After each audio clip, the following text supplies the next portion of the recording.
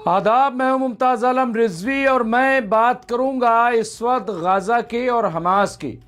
और तहरीक फ़िलिस्तीन की, क्योंकि कुछ बड़ी खबर आ रही है। मकबूजा फ़िलिस्तीन के रेलवे स्टेशनों पर अबू उबैदा की तकरीर और फ़िलिस्तीनी नगमे हुए नश्र, इजरायली इंटेलिजेंस के फूले हाथ पैर। सहर न्यूज़ एजेंसी है, आलम इस्लाम टैगलाइन है और ख़बर यह है कि इजरायली चैनल 14 ने खबर दी है कि नामालूम हैकर्स ने मकबूजा फ़िलिस्तीन के मरकज़ी रेलवे स्टेशन के पब्लिक लाउड स्पीकर सिस्टम पर कंट्रोल हासिल कर लिया है। इस दौरान अल-क़स्साम ब्रिगेड के तर्जुमान अबू उबैदा की तकरीर और फ़िलिस्तीनी नगमे नश्र किए गए, जिसे सयूनी आबादकारों ने रिकॉर्ड किया। इजरायली ज़राए इब्लाग के मुताबिक ये वाक़या मुख्तलिफ शहरों में पेश आया, जहां स्टेशनों के करीब से गुजरने वाले अफराद को अरबी ज़बान में जुमले, ख़तरे के सायरन और फ़िलिस्तीनी नगमे सुनने को मिले। इजरायली वज़ारत ट्रांसपोर्ट ने ऐलान किया है कि इस साइबर हमले के मरकज़ की शनाख्त के लिए तहक़ीक़ात जारी हैं। फ़िलिस्तीनी इंफॉर्मेशन सेंटर के मुताबिक इब्तदाई अंदाज़ों में कहा गया है कि अर्बन डिजिटल कंपनी के इश्तिहारी निज़ाम को निशाना बनाया गया है, जिसे माजी में भी इसी नौइयत के हमलों का सामना करना पड़ा था। तो ये बहुत इम्पॉर्टेंट खबर थी और इससे एक हंगामी सूरत है। लेकिन इससे बड़ा जो पैगाम सामने आया है, जो दूसरी बहुत बड़ी खबर है, वो ये कि रहबर इंक़िलाब इस्लामी आयतुल्लाह सैयद अली ख़ामनाई का जो ख़िताब है वो इस वक्त चर्चा में है और उसे लोग सुन रहे हैं। हम भी आपकी खिदमत में वो तमाम जो बातें आयतुल्लाह सैयद अली ख़ामनाई ने कही हैं वो मैं पेश कर रहा हूँ। यहाँ देखिए, ख़ामनाई ने हफ्ते बसीज यानी हफ्ते रज़ाकार फ़ोर्स के मौके पर मुल्क, इलाके और आलमी हालात के बारे में कौम से ख़िताब करते हुए बसीज जैसे इदारे को हर मुल्क के लिए मुफीद और राहकुशा बताया और कहा है कि ईरान जैसे मुल्क को, जो आलमी गुंडों और शरपसंदों के सामने डटकर खड़ा है, दूसरे सभी मुल्कों से ज़्यादा बसीज की ज़रूरत है। ये आप देखिए, ये आयतुल्लाह सैयद अली ख़ामनाई साहब ने कहा है और इसे नश्र किया है जो ईरान की एजेंसी है सहर न्यूज़। इन्होंने जुमेरात 27 नवंबर 2025 की रात टेलीविज़न पर कौम से ख़िताब करते हुए तसल्लुत पसंद ताकतों की मुदाखलत और हिर्स व तमा के मुकाबले में अक़वाम की मज़ाहमत व इस्तकामत की ज़रूरत पर ज़ोर दिया और कहा कि मज़ाहमत की अज़ीम तहरीक जिसकी बुनियाद ईरान में रखी गई और यहीं वो परवान चढ़ी, आज दुनिया के मुख्तलिफ इलाक़ों मिन जुमला मगरबी मुल्कों और हत्ता अमरीका तक में फ़िलिस्तीन और गज़ा की हमायत में लगाए जाने वाले नारों में देखी जा सकती है।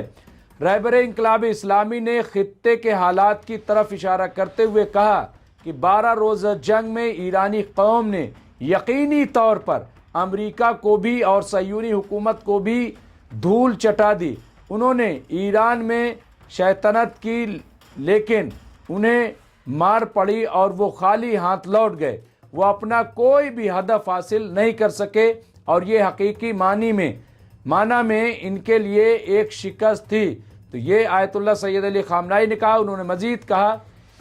ईरान के साथ जंग के लिए सयूनी हुकूमत की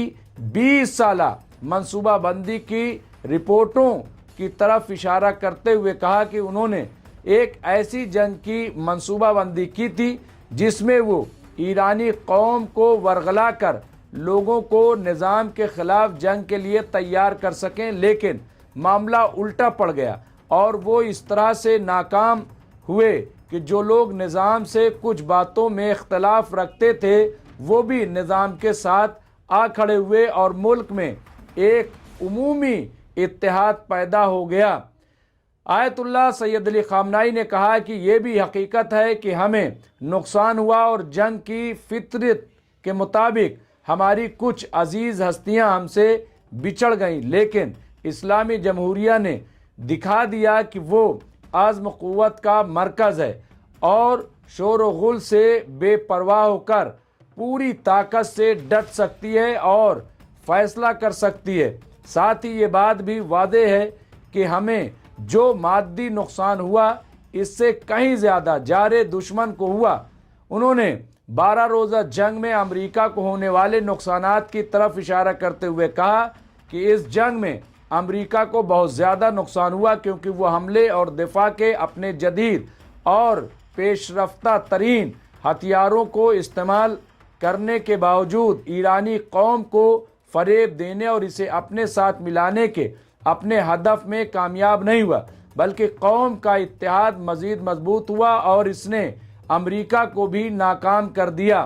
تو یہاں پہ یہ آپ دیکھیے کس طرح سے رہبر انقلاب اسلامی نے تاریخ کے ساتھ سب سے بڑی المیوں میں سے ایک کی حیثیت سے غزہ کے المیہ میں صہیونی حکومت کی شدید رسوائی اور بدنامی کی طرف اشارہ کرتے ہوئے کہا کہ اس معاملے میں امریکہ غاصب حکومت کے ساتھ یعنی اسرائیل حکومت کے ساتھ کھڑا ہوا ہے اور وہ بھی بری طرح سے رسوا اور بدنام ہوا، کیونکہ دنیا کے لوگ جانتے ہیں کہ صہیونی حکومت امریکہ کے بغیر اس طرح کا المیہ پیدا کرنے کی طاقت نہیں رکھتی ہے۔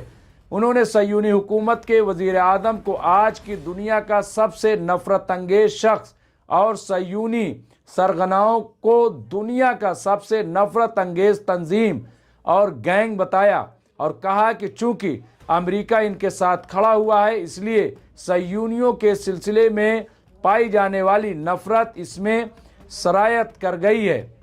تو یہاں پہ آپ دیکھ کس طرح سے آیت اللہ نے یہ بات کہی۔ آیت اللہ سید علی خامنہئی نے دنیا کے مختلف حصوں میں امریکہ کی مداخلت کو اس کے روز بروز زیادہ سے زیادہ الگ تھلگ پڑتے جانے کا ایک سبب بتایا اور کہا کہ کسی بھی خطے میں امریکہ کی مداخلت جنگ، نسل کشی، تباہی اور لوگوں کے بے گھر ہونے کا سبب ہے۔ انہوں نے مجرم صہیونی گینگ کی حمایت کے بدلے میں امریکہ کی جانب سے اپنے دوستوں تک سے غداری اور تیل اور زیر زمین ذخائر کے لیے جنگ بھڑکانے کی کوشش کا ذکر کیا، جس کا دائرہ بڑھ کر اب لاطینی امریکہ تک پہنچ گیا ہے۔ رہبر انقلاب اسلامی نے کہا کہ اس طرح کی حکومت یقینی طور پر ایسی حکومت نہیں ہے جس سے اسلامی جمہوریہ تعاون کرنا اور رابطہ قائم کرنا چاہتی ہو۔ انہوں نے یوکرین کی انتہائی نقصان دہ اور بے نتیجہ جنگ کو امریکہ کی مداخلت کا ایک نمونہ بتایا اور کہا کہ امریکہ کے موجودہ صدر جو کہہ رہے تھے کہ 3 دن میں اس جنگ کے مسئلے کو حل کر دیں گے، اب قریب 1 سال بعد ایک 28 نکاتی منصوبہ اس ملک پر تھوپ رہے ہیں جس کو خود انہوں نے جنگ میں دھکیلا تھا۔ رہبر انقلاب اسلامی نے لبنان پر صہیونی حکومت کے حملوں، شام پر اس کی جارحیت اور غرب اردن میں اس کے جرائم اور اسی طرح غزہ کے افسوسناک صورتحال کو امریکہ کی جانب سے منحوس صہیونی حکومت کی جنگ و جرائم کی کھلم کھلا حمایت کا اور نتیجہ قرار دیا ہے۔ انہوں نے ایران کی جانب سے بھیجے جانے کے سلسلے میں یہاں پہ بھیجے جانے کے بارے میں بعض افواہوں کی طرف اشارہ کرتے ہوئے کہا کہ وہ لوگ اس طرح کی افواہیں اڑاتے ہیں کہ ایران کی حکومت نے فلاں ملک کے ذریعے امریکہ کو پیغام بھیجا ہے، یہ سفید جھوٹ ہے۔ تو یہ آپ دیکھیں یہاں پہ بالکل کلیئر کٹ رہبر انقلاب اسلامی نے اپنا پیغام دیا ہے اور اس سے اندازہ لگایا جا سکتا ہے کہ انہوں نے پوری امریکہ اور اسرائیل کی پول کھول کر کے رکھ دی ہے۔ بہرحال یہ ایک بڑا پیغام تھا جو آپ کی خدمت میں نے پیش کیا۔ اس طرح کی خبروں کے لیے دیکھتے رہے MMC نیوز انڈیا۔ بہت بہت شکریہ۔